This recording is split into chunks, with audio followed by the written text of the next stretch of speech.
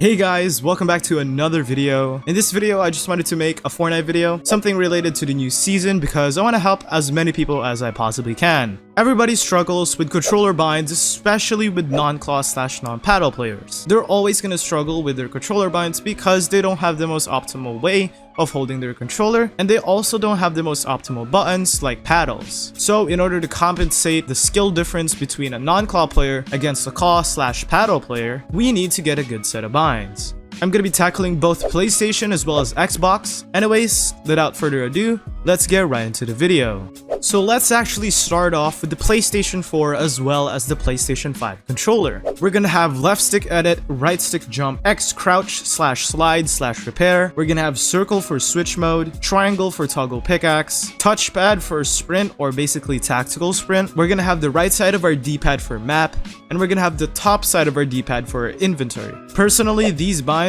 are probably the best binds you can get on a PlayStation controller.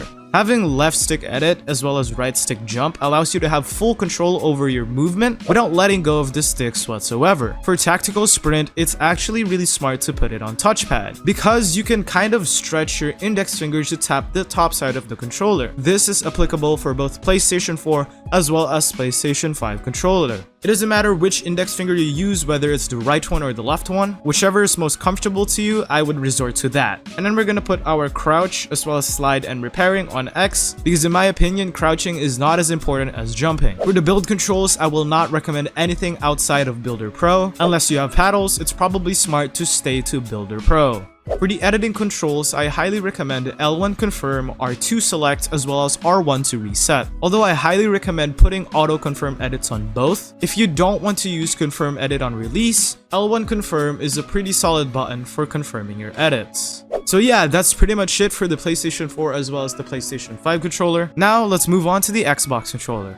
For the Xbox controller, it's actually pretty difficult. The placement of the joysticks is really uncomfortable. So we're gonna have left stick edit, right stick jump, A crouch slide repair, B toggle pickaxe, X for reloading/interacting, Y for switch mode, the select button for map, and then the top side of our D-pad for sprinting. Now you guys might be asking yourselves, why would I have the top side of our D-pad as our sprint button? Well, this works if you have toggle sprint enabled, and as you can see, it actually says auto sprint right next to tactical sprint. This means if you click the button, your character will automatically sprint in the direction you're facing. So all you need to do is let go of the left stick for a split second, barely enough time for you to press the button so that your character will sprint without stopping. Obviously, this limits your movement a ton, but in my opinion, it is technically the only way for you to sprint without letting go of any of the joysticks whatsoever. And some of the other binds like editing, jumping, crouch slide repair, I didn't change because I think these are pretty much default for non-claw/non-paddle players. I moved Y switch mode, I moved switch mode to Y and toggle pickaxe to B. The only reason is because if you flip them, it's pretty much the PlayStation 4 and PlayStation 5 controller. There's not really a difference that has to be made. The placement of those binds are still really good and they're very interchangeable.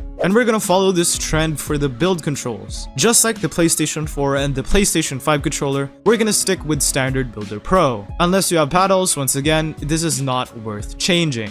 For the editing controls, we're gonna have LT confirm, RB resets, and RT to select. So this is actually the only controller which I will technically require you guys to have auto confirm edits on both. In my opinion, the Xbox controller's triggers bottom out super duper slow, which kind of limits how much speed you have when confirming your edits. So this is why I'm gonna recommend auto confirm edits so you don't have to worry about that.